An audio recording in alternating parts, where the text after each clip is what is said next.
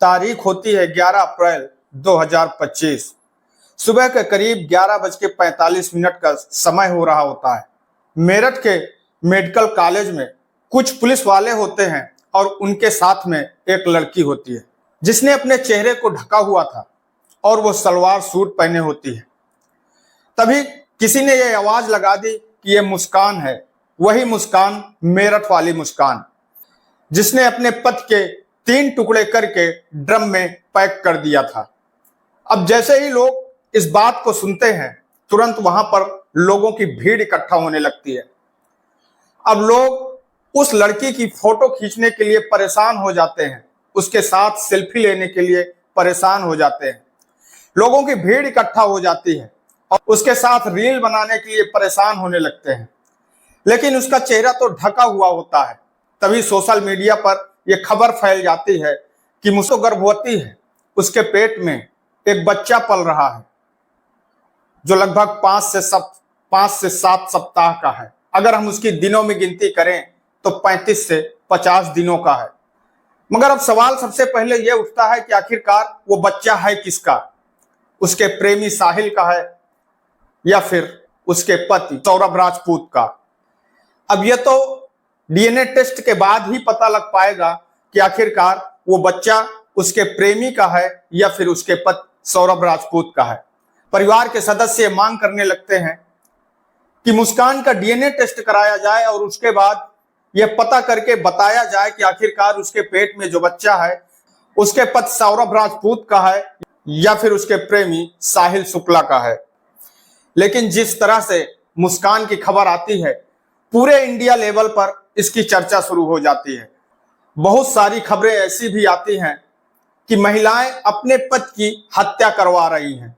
और आज की कहानी में जो आप लोगों को सुनाने जा रहा हूं, इस कहानी में भी कुछ ऐसा ही होता है, जहां पर एक महिला के पति की हत्या हो जाती है। पत्नी कुछ ऐसा बिहेव करती है जैसे कि उसने अपने पति के जाने का बहुत ज्यादा दुख है, बहुत ज्यादा तकलीफ है। लेकिन जब से मुस्कान ने अपने पति की हत्या की, तब से पुलिस की कुछ मुश्किलें आसान सी हो गई हैं। जब किसी की हत्या होती है तो पुलिस को सबसे पहले सस्पेक्ट उसकी पत्नी पर ही होता है, और यहां पर भी कुछ ऐसा ही होता है, खुलासा होता है। तो आखिरकार लोगों को यह विश्वास ही नहीं होता है कि एक पत्नी ही अपने पति का कत्ल करवा देती है। तो आदाब, नमस्कार, सत श्री अकाल।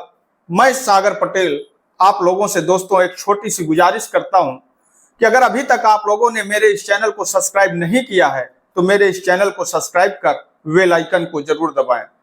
और अगर आप लोगों को ये सच्ची घटना, ये सच्ची कहानी अच्छी लगे तो इसे एक लाइक शेयर कर कमेंट बॉक्स में अपनी राय हमें जरूर दें, जिससे कि मेरा हौसला बढ़ता रहे। तो आज की यह जो घटना है, इस घटना की शुरुआत होती है उत्तर प्रदेश के जिला रायबरेली से। रायबरेली जिले का एक थाना लगता है शिवगढ़, और उसी शिवगढ़ थाना के अंतर्गत एक गांव आता है जिसका नाम होता है मालिन का पुरवा। 7 अप्रैल 2025 सुबह के करीब 5 बजे के आसपास का समय होता है, जब गांव के लोग अपने अपने खेतों में गेहूं कटाई करने के लिए जा रहे होते हैं। पूरी तरह से उजेला भी नहीं होता है, लालिमा फट रही होती है। उसी समय जब एक व्यक्ति अपने गेहूं के खेत में अपने गेहूं को काट रहा होता है, तभी उसकी नजर किसी एक चीज पर पड़ती है।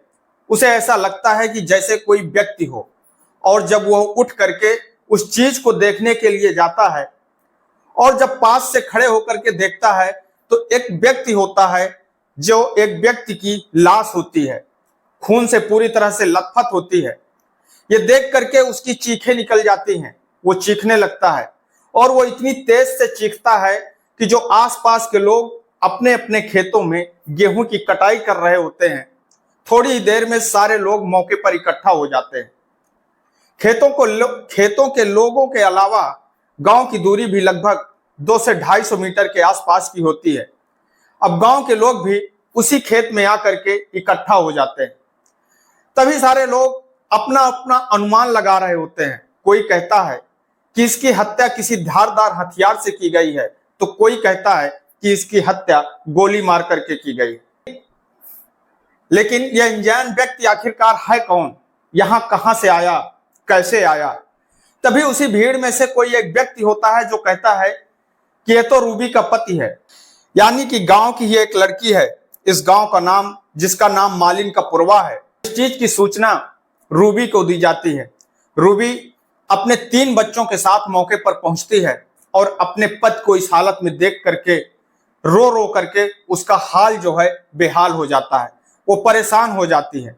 तभी तुरंत मौके पर पुलिस आती है और पुलिस यह जानने की कोशिश करती है कि आखिरकार किसने और किस लिए इस व्यक्ति की इस तरीके से हत्या की है।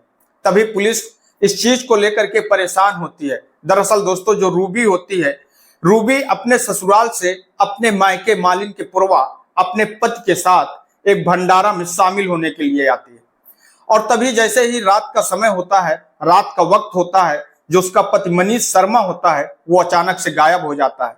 और सुबह जब उसकी लाश मिलती है तो ये देख करके गांव वाले और उसकी पत्नी रूबी सारे लोग परेशान हो जाते हैं।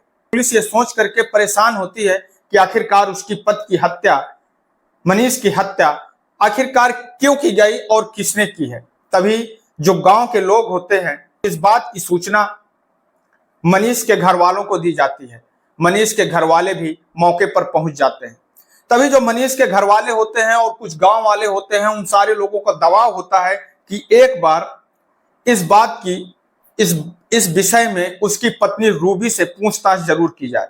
पर पुलिस के सामने सबसे बड़ा सवाल था कि आखिरकार वो उस महिला से किस तरीके पूछताछ करे जो महिला इस तरीके के दुख में दबी हुई हो, जिसकी आंखों के आंसू सूख ही न रहे हों, जिसका रो रो करके हाल बेहाल हो। उस महिला से आखिरकार पुलिस किस तरीके से पूछताछ करे।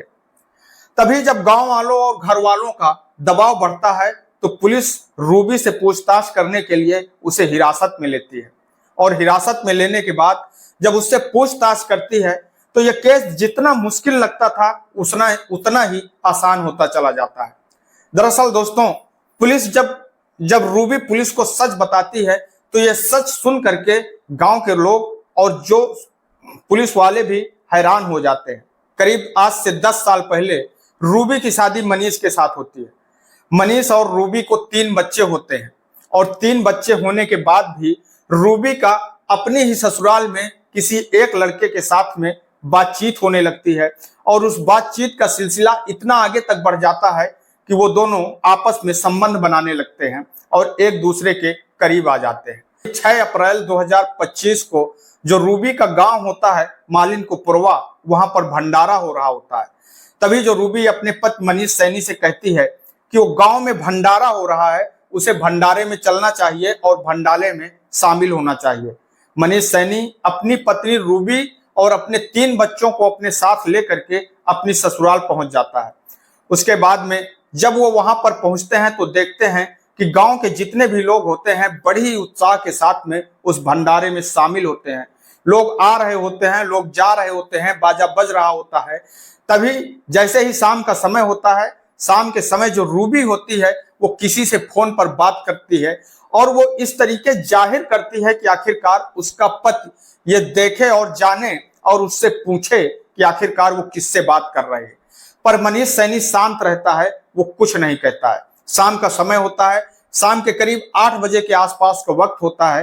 तभी जो रूबी होती है वो शौच के बहाने जंगल जाती है। अपने घर वालों से वो कहती है कि वो जंगल जा रही है और थोड़ी देर में वो जंगल से वापिस आ रही है और वह जंगल के लिए चल देती है। अपने घर से, अपने गांव से करीब 200 से 250 मीटर की दूरी पर वो जाती है।